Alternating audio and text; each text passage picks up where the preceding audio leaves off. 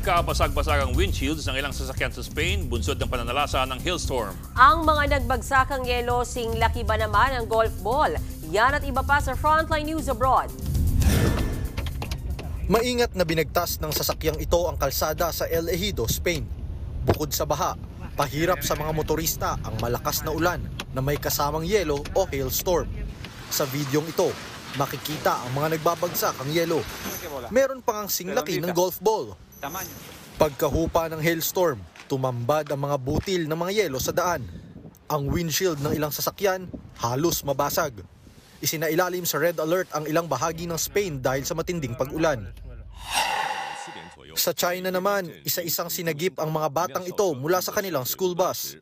Tumirik ang school bus sa gitna ng matinding baha sa Hainan Province. Maswerte namang walang nasaktan.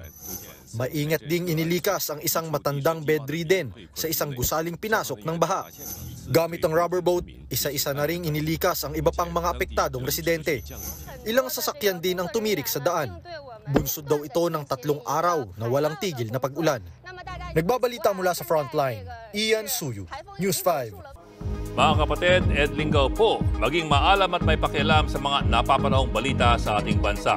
Para sa mas malalimang pagtalakay at paghimay sa mga issue at headlines, tumutok lamang at pag-subscribe sa social media pages ng News 5.